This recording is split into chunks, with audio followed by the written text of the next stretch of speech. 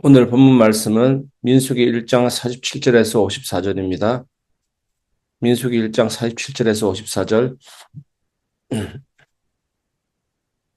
그러나 레위인은 그들의 조상의 지파대로 그 계수에 들지 아니하였으니 이는 여호와께서 모세에게 말씀하여 이르시되 너는 레위 지파만은 계수하지 말며 그들을 이스라엘 자손 계수 중에 넣지 말고 그들에게 증거의 성막과 그 모든 기구와 그 모든 부속품을 관리하게 하라. 그들은 그 성막과 그 모든 기구를 운반하며 거기서 봉사하며 성막 주위에 진을 칠지며 성막을 운반할 때에는 레위인이 그것을 걷고 성막을 세울 때에는 레위인이 그것을 세울 것이요 외인이 가까이 오면 죽일지며 이스라엘 자손은 막사를 치되 그 진영별로 각각 그 진영과 군기의 곁에 칠 것이나 레위인은 정거의 성막 사방에 진을 쳐서 이스라엘 자손의 회중에게 진노가 임하지 않게 할 것이라. 레위인은 정거의 성막에 대한 책임을 지킬지니라 하셨습니다. 이스라엘 자손이 그대로 행하되 여호와께서 모세에게 명령하신 대로 행하였더라. 오늘 같이 나눌 말씀은 세지 않으신 이유, 맡기신 이유라는 제목으로 말씀을 같이 나누도록 하겠습니다.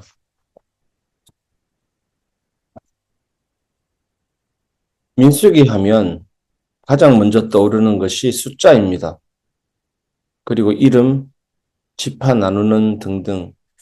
그래서 우리가 민수기를 읽기로 할 때 이런 부분들이 좀 부담이 되기도 합니다.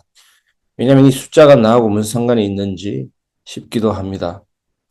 그런데 여러분, 민수기는 숫자책이 아닙니다. 민수기는 하나님이 사람을 어떻게 보시는지를 보여주는 책입니다. 특히 오늘 본문은 더 그렇습니다. 모든 지파를 다 세는데 딱 한 지파만 빠집니다. 레위 지파입니다.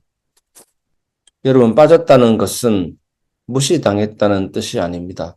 하나님은 중요하지 않은 사람은 아예 빼버리십니다.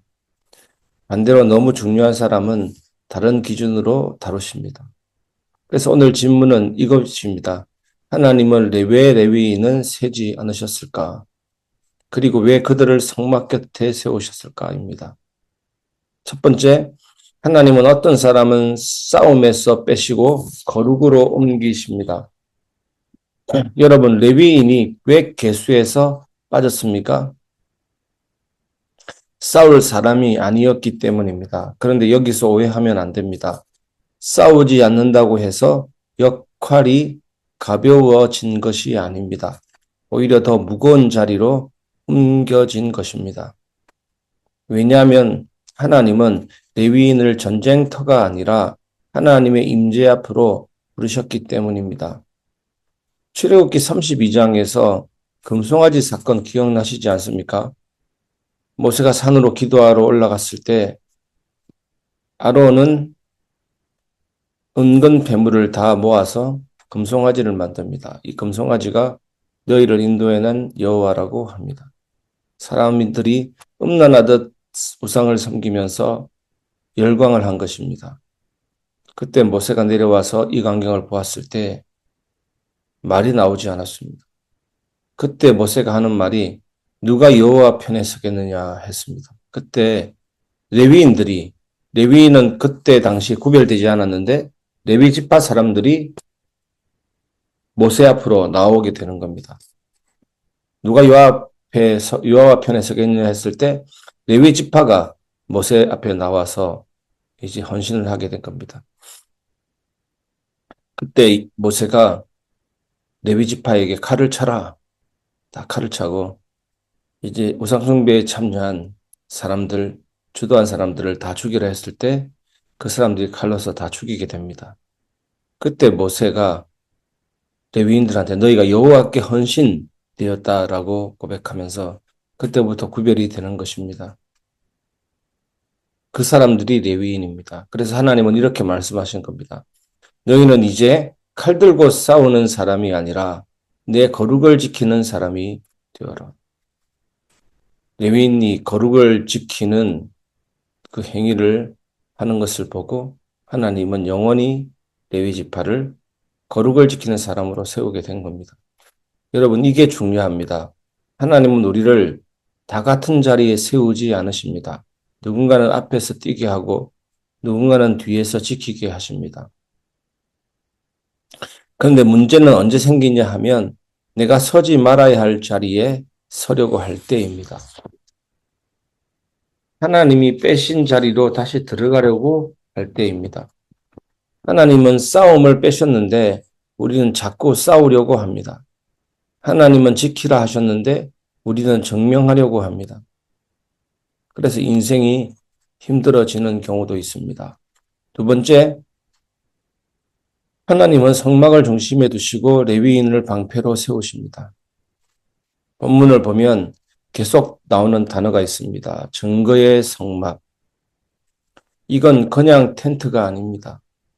하나님이 계신 자리입니다. 그 안에 언약궤가 있고 언약궤 뚜껑인 속죄소, 그 위에 피에 하나님이 임재하시고 만나주시는 것입니다.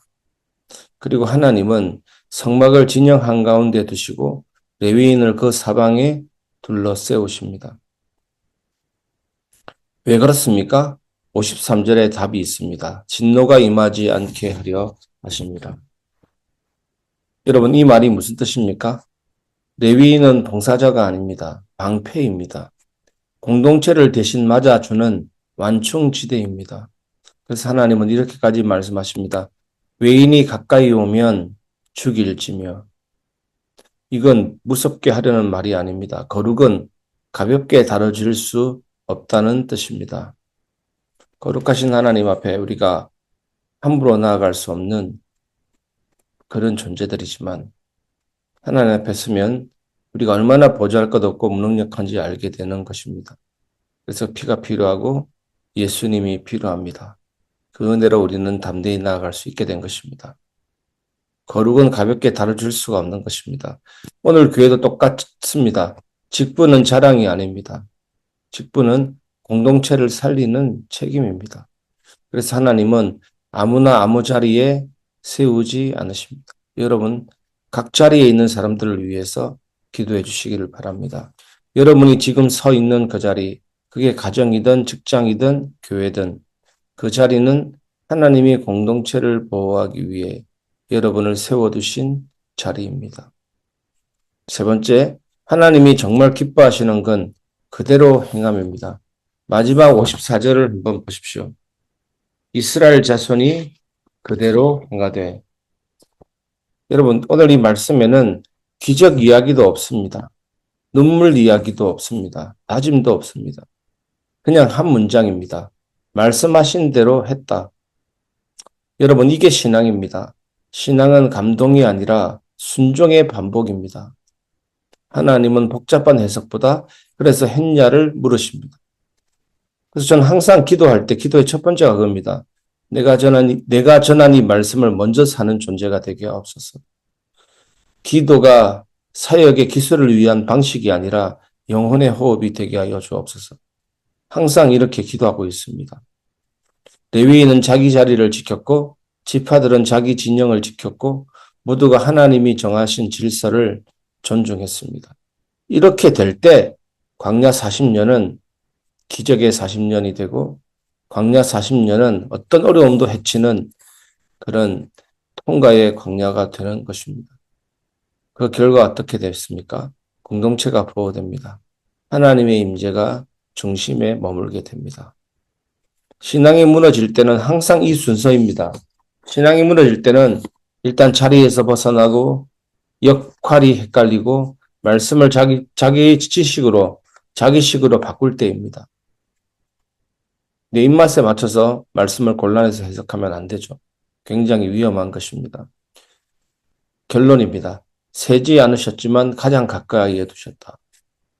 여러분, 하나님은 레위인을 세지 않으셨습니다. 하지만 버리신 게 아닙니다. 오히려 가장 가까이에 두셨습니다. 하나님은 오늘도 우리를 숫자로 세지 않으십니다. 대신 이렇게 물으십니다. 내가 너를 어디에 두었는지 아느냐? 여러분, 하나님께서 여러분을 어디에 두었는지 아십니까?